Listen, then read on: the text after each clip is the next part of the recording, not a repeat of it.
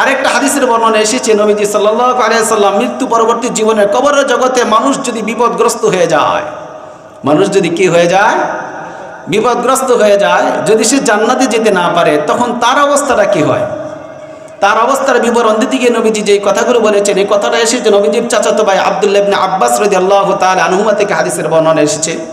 শুআবুল ঈমান, আবার বাইহাকির বর্ণনা, ইমাম বাইহাকি শুআবুল ঈমানে হাদিস টেনেছে। আমি হাদিসটা আপনাদেরকে পড়ে শোনাচ্ছি। عن ابن عباس رضي الله عنهما قال قال النبي صلى الله عليه وسلم ما الميت في القبر إلا كالغريق المتغفس। নবীজি সাল্লাল্লাহু আলাইহি ওয়াসাল্লাম বলেন, কবরস্থ হয়ে যাওয়া একজন মানুষ যার সম্ভাবনা তেমন ভালো নাই, ওই বদকার, গুনাহগার, ফাসিক, ফুজ্জার, আল্লাহর নাফরমানিতে যার জীবন চলেছে, ওই ব্যক্তির জীবনটা কবর জগতে কেমন হয়? নবীজির ভাষা দিয়ে বলতেছেন, কাল মুতাগাফিস, ওই ব্যক্তি হলো নদীতে ডুবন্ত, সাগরে ডুবন্ত একজন মানুষ, যে তার জীবন বাঁচানোর জন্য আর কোনো সাহারা খুঁজে পায় না, আশপাশে কেউ নাই, কোনো কিছুতে জীবনের ঠাঁই নাই। ওই মানুষটা যেইভাবে নাকি হাত ছানি দিয়ে ভাবে ডাকতে থাকে, আমার দিক তাকান, হাত ছানি দিয়ে কীভাবে ডাকায়, মুখের ভাষা নাই, মুখ পর্যন্ত পানির নিচে চলে গেছে, এবার হাত দিয়ে হলো সেই ইশারা দেয় আর বলে, এই জমিনের মানুষ তোমরা দেখো, আমি একজন অসহায় পানির ভিতরে ডুবতে যাচ্ছি, কে আছো আমাকে একটু রক্ষা করো। হাত জায়গায়, কে জায়গায় না, হাত জায়গায় না, হাত জায়গায় যেভাবে ইশারা দিয়ে বলে, কে আছো আমাকে একটু রক্ষা করো।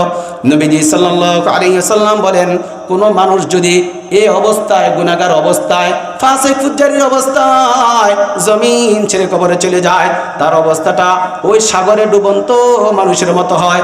ইয়ান্তাজিরু দাওয়াতান তালহাকুহু মিন আবিন আও উম্মিন আও আখিন আও সাদীকিন।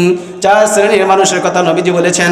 ওই কবরে যাওয়া মানুষটা কবরে যাওয়ার পরও সে আশা করে, অপেক্ষায় থাকে, আহারে আমার বাবা বেঁচে থাকলে, যদি সন্তান আগে যায়, আহারে আমার বাবা, আহারে আমার মা, ওরে আমার বন্ধু, ওরে আমার প্রতিবেশী, ও আমার বিবি, ও আমার ভাই, ও আমার সন্তানেরা, যে যাকে রেখে চলে যায়, প্রত্যেকটা মানুষ, জগৎবাসী মানুষের দিক তাকাইয়ে অপেক্ষায় থাকে, তোমরা যদি আমার জন্য একটু ব্যবস্থা করতা, আমার জন্য যদি মালিকের কাছে একটু দোয়া করতা, আমি যে বিপদে পড়ে আছি, আল্লাহ পাক তোমার দোয়ার বদৌলতে আমাকে মাফ করে দিতেন, বলি সুবহানাল্লাহ।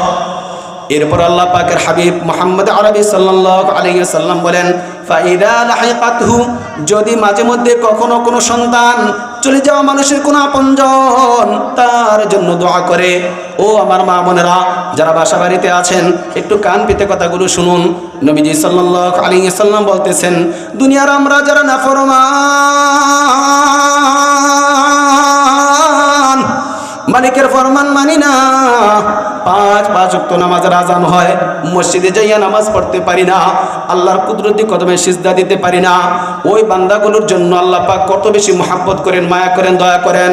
ওই গোলামগুলোর জন্য আল্লাহ পাকের রহমতের দ্বার খোলা রেখেছেন।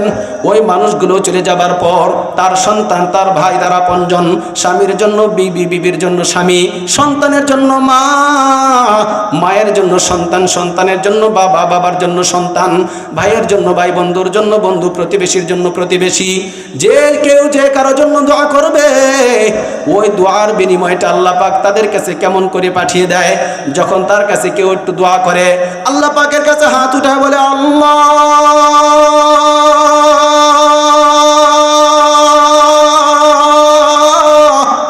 আজকে বাবা জমিনের বাড়িতে বেঁচে নাই, বড় কষ্ট করে, বড় পরিশ্রম করে বাবা আমাদেরকে লালন পালন পরিবেশন করেছিল। আমার সামনে বসে থাকা, আমার অন্তরালে থাকা অনেক ভাই আছে, অনেক বাবাজি আছে, এমন ছিল যার শিশুকালে তারা বাবা তাকে ঠিকমতো খাওয়াইতে পারে নাই, তার মনের আবদার পূরণ করতে পারে নাই। মনের আবদার পূরণ করবে তো দূরের কথা, 3 বেলা খাবার তার পেটে ঠিকমতো দিতে পারে নাই। ওই বাবা নামক বটগাছটা এত কষ্ট করেছে, দিনকে দিন অনাহার অর্ধহারে উপোস থাকিয়া আমি আপনি সন্তানের মুখে হাসি ফুটাইবার জন্য বাজার থেকে নানান বাড়িতে, বন্ধু বান্ধব আপনজনের বাড়িতে দাওয়াত পাইলে ওখান থেকে খাবার খাইতে গিয়া কিছু খাবার খাইছি, কিছু খাবার হাতে করিয়া, পকেটে করিয়া, কাগজে মুড়াইয়া আমি আপনি সন্তানের জন্য ঘরে নিয়ে আসছি। আইনা আমাকে আপনাকে ডাকিয়া বলছে, বাবা রে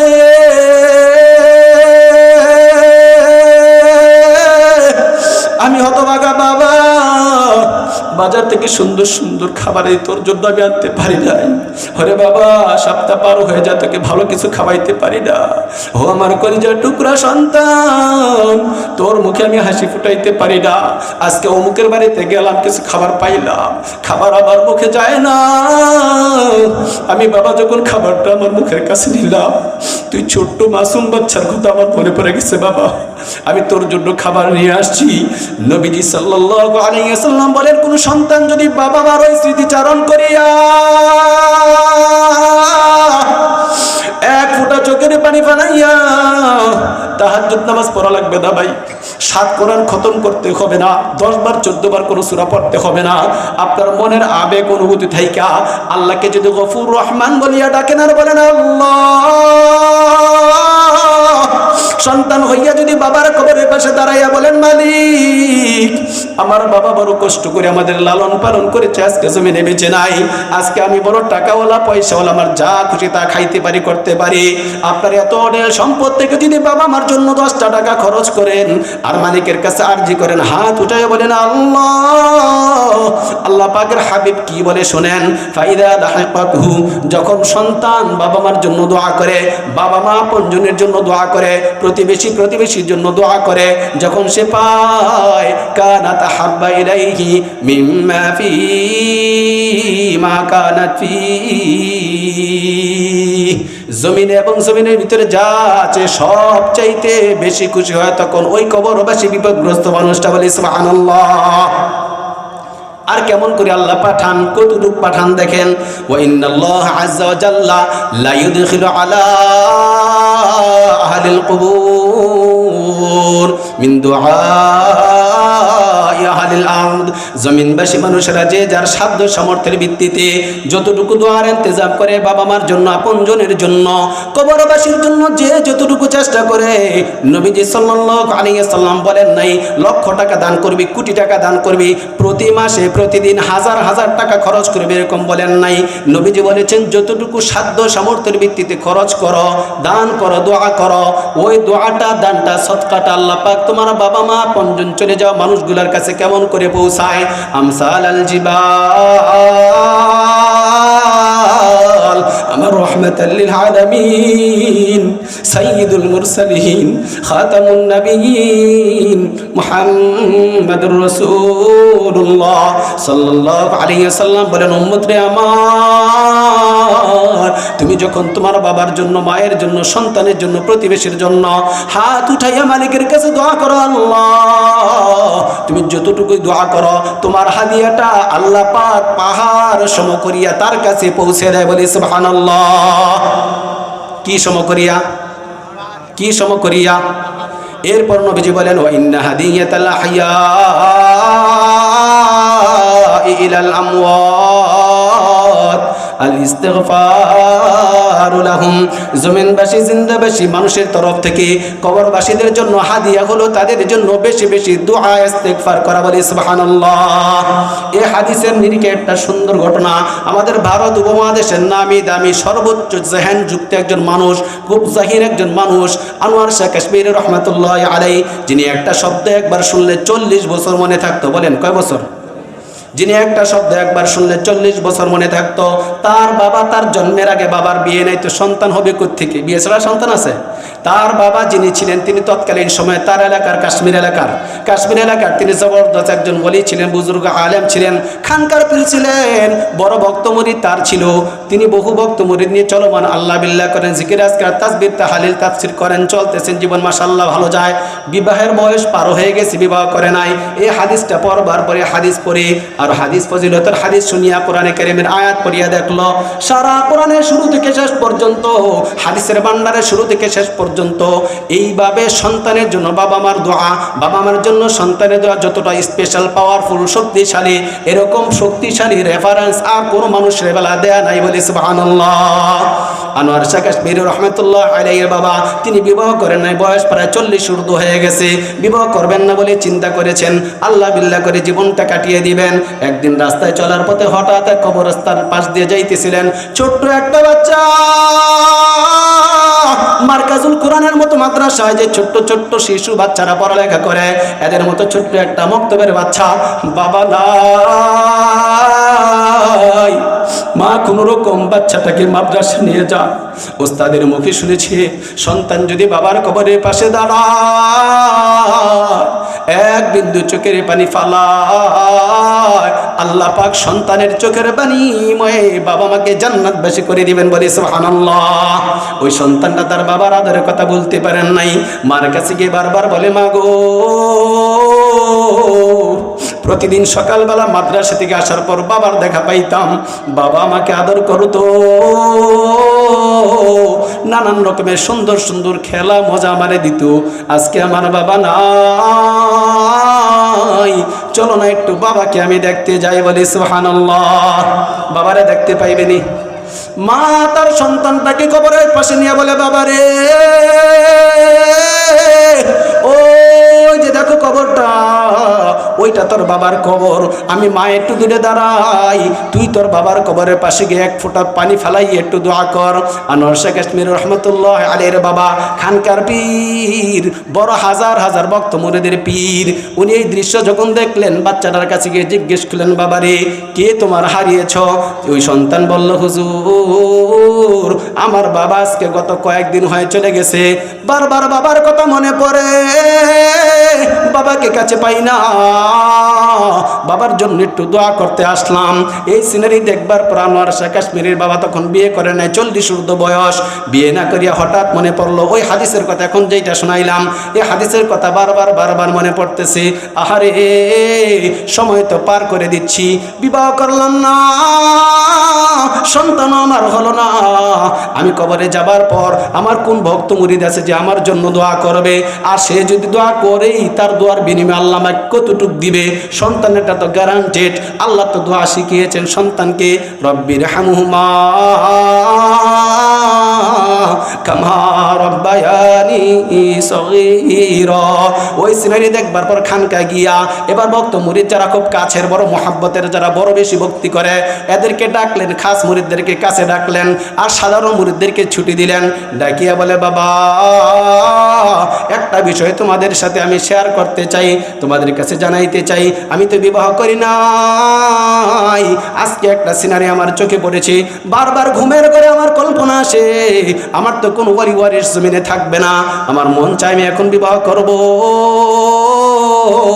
একটা সন্তান হলেও যেন জমিনে আমার দোয়ার জন্য থাকে, বলে সুবহানাল্লাহ। বুড়ো হয়ে যাবার পথে এই লোকের কাছে কেউ মেয়ে বিয়ে দিবে? দিবে? আল্লাহর কুদরত, আল্লাহ পাকের ফায়সালা।